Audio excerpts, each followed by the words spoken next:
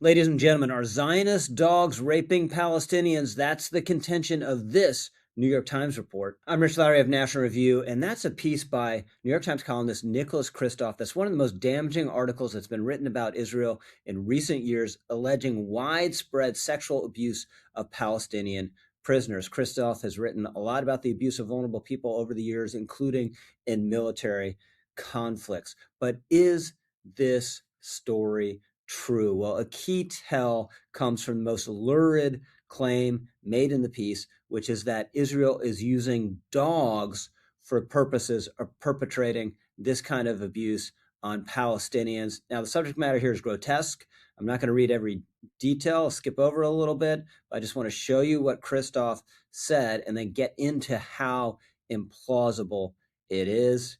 Here's a snippet. Now, this is an account from an anonymous person that Kristof characterizes as a Gaza journalist. He doesn't say what outlet he works for, doesn't say anything about his worldview, doesn't say anything about why he was detained. But Kristof's article includes this account.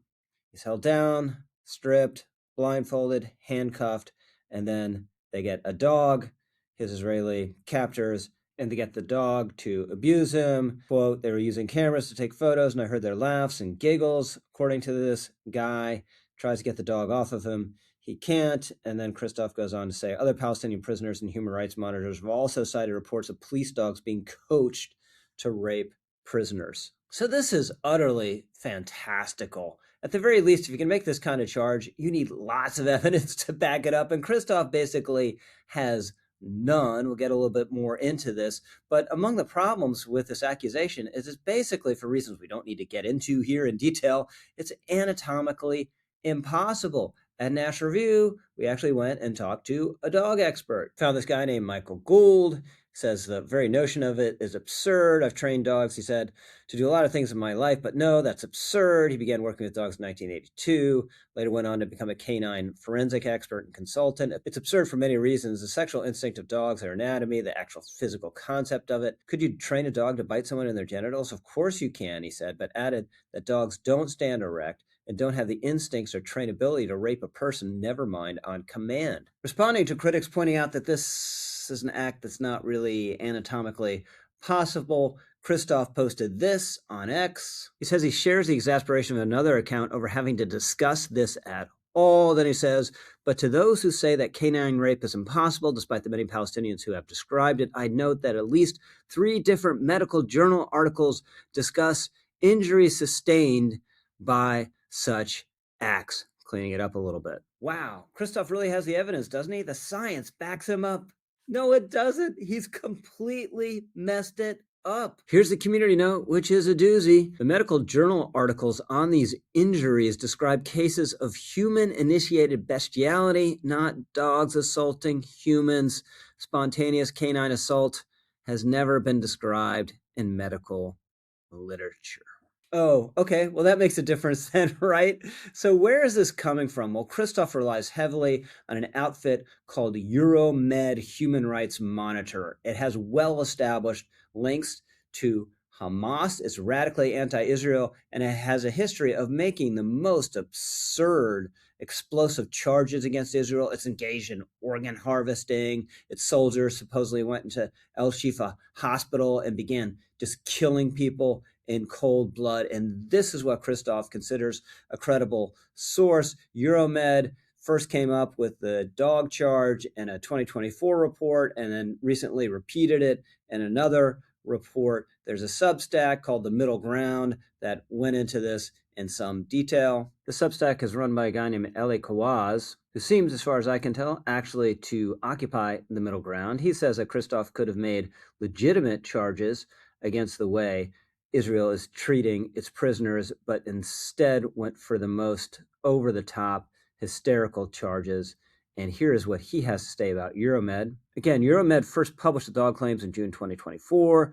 The report Kristof cites contains new detainee testimony making the same allegations through the same unverified methodology. When Kristof then cites human rights monitors who have also reported on it, that trail leads back to Euromed, the organization whose report he is already relying on, now serving as its own corroboration. Then there's the dogs claim. Multiple Palestinian detainees have described incidents involving dogs, and the accounts remain forensically unverified. I examined the specific sourcing chain last week and found it traces to a collapsed case involving an Israeli detention facility and advocacy organizations, including the originating source, Euromed. That's an awful lot of Euromed. And it just goes to how one of the evidentiary foundations of Christoph's piece is rotten. Now, that's not all there is to this piece. There are other things in it. There are other problems in it. Some of the victims or supposed victims have changed their stories over time. There's an agenda at work with a lot of these folks. Doesn't mean that everything in the Christoph piece is wrong, but it doesn't mean we should accept it as fact either. And the evidentiary gap between what Christoph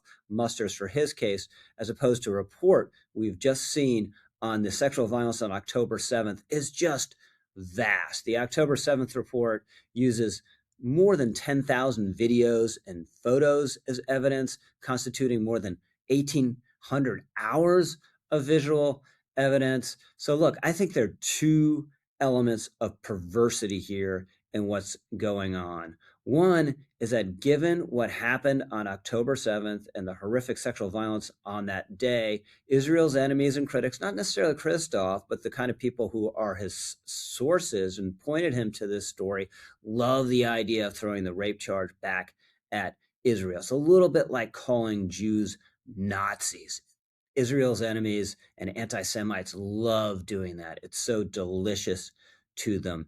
And then there's the matter whether this is true or not. And the dog thing definitely isn't true. Israel, it's out there, and Israel has to defend itself. And that alone is a victory for its enemies. This goes to a John Paul Sartre quote from decades ago. Our friend, the writer Carol Markowitz, brought this up the other day. Sartre said, the existentialist French philosopher, the anti-Semite does not accuse the Jew of stealing because he thinks the Jew stole. He does it because he enjoys seeing the Jew turn out his pockets to prove he didn't. Now, Israel will have to spend time and energy proving that it doesn't deploy rape dogs. And even if it does prove it to the satisfaction of most reasonable people, there are a lot of people who will still believe it because now it's out there. So this is a victory for Israel's enemies. We all know the motto of the New York Times, all the news that is fit to print. This is a column that included all the slanders, whether they were fit for publication or not. Hey, do yourself a favor,